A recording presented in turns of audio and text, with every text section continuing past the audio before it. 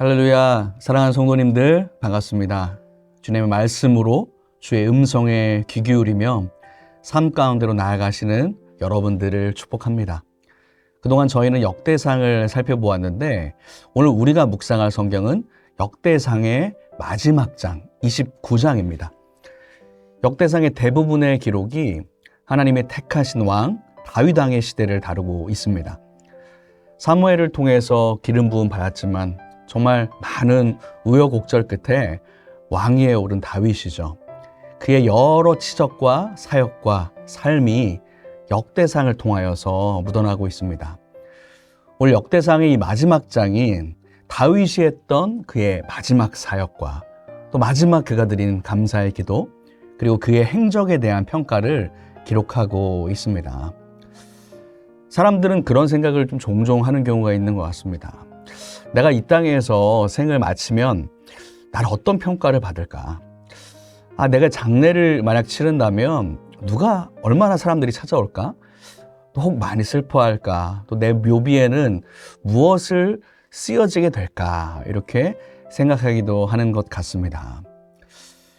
그러면 역대상에서 이 다윗은 그의 생애를 마감하면서 어떤 평가를 받았을까요? 오늘 장의 마지막에 그 기록이 되어 있습니다. 역대상 29장 26절부터 28절까지의 말씀입니다. 이새의 아들 다윗이 온 이스라엘의 왕이 되어 이스라엘을 다스린 기간은 40년이라. 헤브론에서 7년을 다스렸고 예루살렘에서 33년을 다스렸더라. 그가 나이 많아 늙도록 부하고 존귀를 누리다가 죽음에 그의 아들 솔로몬이 대신하여 왕이 되니라. 40년간 이스라엘 왕으로 다스리면서 다윗은 그의 말년까지 축복이 있었음을 성경은 기록하고 있습니다. 본문을 보니까 나이 많아 늙도록 그가 장수의 축복이 있었습니다. 또 부하였고 장수할 뿐만 아니라 재물의 축복도 함께 있습니다. 존귀를 누리다가라는 표현도 있죠. 모든 사람에게 존귀함을 얻으며 명예롭게 살아갔습니다. 그리고 그의 아들 아무런 문제 없이 그 자녀 솔로몬에게 왕위가 이어지는 자손의 축복, 가문의 축복도 있습니다. 한마디로 평안함 가운데 말년까지 축복된 삶을 살다가 주님의 부르심을 받은 것입니다. 여러분, 이런 다윗의 행적의 기록을 보시면서 어떤 마음이 드시나요? 참 부럽다. 이렇게 살아야 되는데 참 다윗의 삶이 참 복된 삶이다. 이런 마음이 드시지 않을까 생각됩니다. 요즘에 파이어족이라고 하죠. 이 경제적 자립을 이루면서 일찍 조기 은퇴하고 평안하게 여가를 보내며 노후를 보내는 것을 많은 사람들이 꿈꿉니다. 요즘 시대에 더욱 이런 노후에 대한 관심이 많아져서 일찍부터 그것을 또 준비하고 또 그것을 위해서 더 열심히 살아가는 경우를 많이 봅니다. 바로 노후 때에 평안하고 윤택한 삶을 살기를 바라고 소망하는 것이죠. 그런데 오늘 이 다윗의 말년의 기록을 보니 정말 그러한 것 같습니다.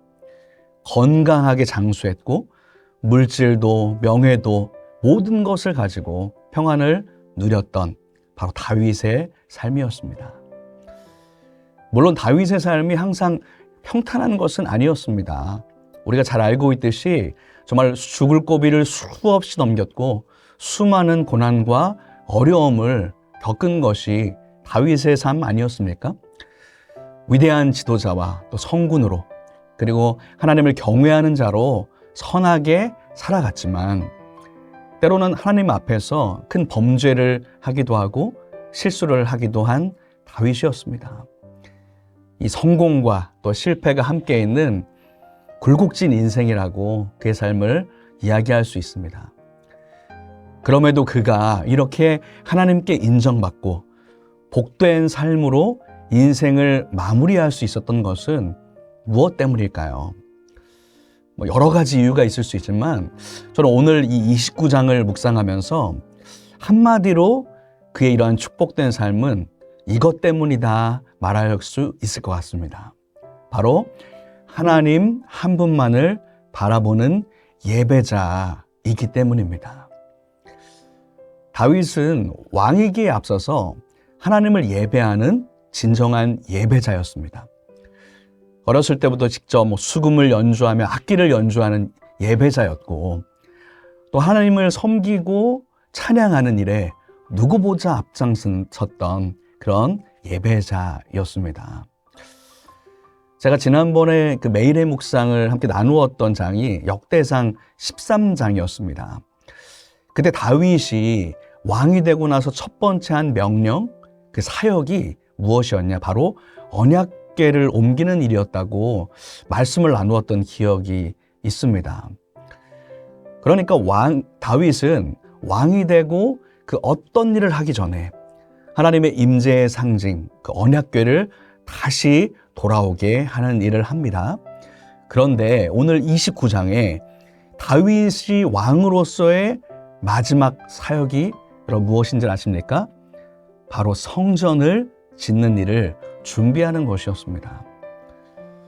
다윗은 사실 그 하나님의 성전을 자기가 짓고 싶어 했습니다. 자기의 때에 짓고 싶었지만 하나님이 그것을 허락하지 않으셨기 때문에 자신의 다음 때에 성전 건축을 할 수 있도록 그 모든 것을 준비합니다. 금과 은과 모든 보석과 기물들을 주님 앞에 그 스스로 헌물하면서 성전 건축을 위해서 준비하게 합니다. 이러한 다윗의 모습을 보고 수많은 백성들 또한 성심껏 자원하여 하나님께 예물을 드렸다라고 오늘 본문 9절에 기록하고 있습니다.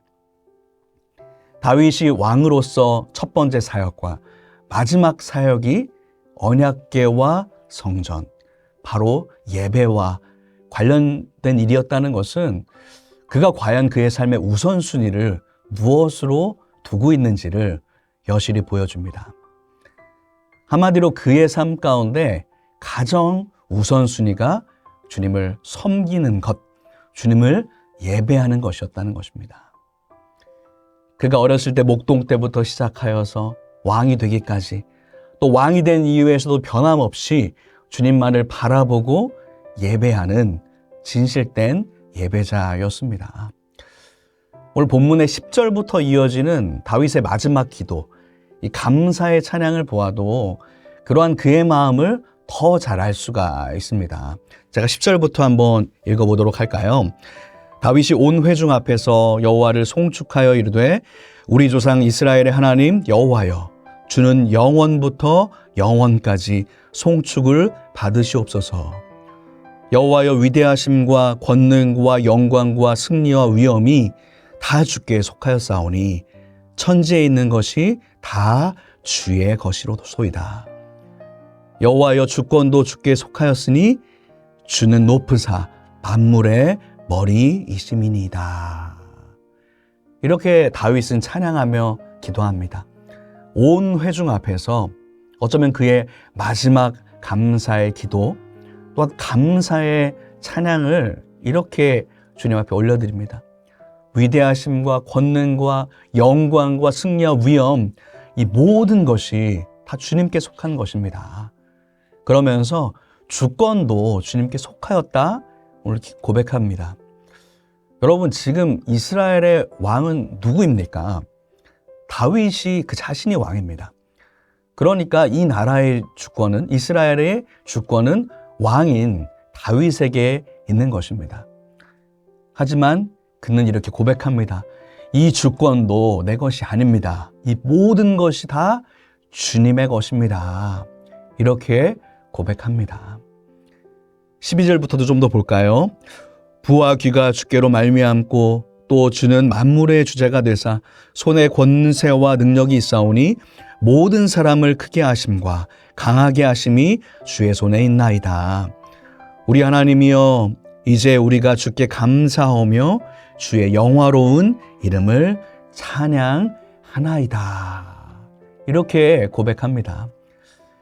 자신이 가진 그 부와 귀, 부함과 모든 귀함, 재물과 명예도 권세도 능력도 주님께 있음을 온 백성 앞에서 고백하며 주님을 경배합니다. 그렇기에 이렇게 하나님의 성전을 위해서 드려지는 예물 드림이 당연하다는 것을 고백합니다. 자신뿐 아니라 이렇게 자원하는 심령으로 하나님을 섬기며 예배하는 백성들을 보면서 그 또한 기뻐하는 것을 그의 고백 가운데 볼 수가 있습니다.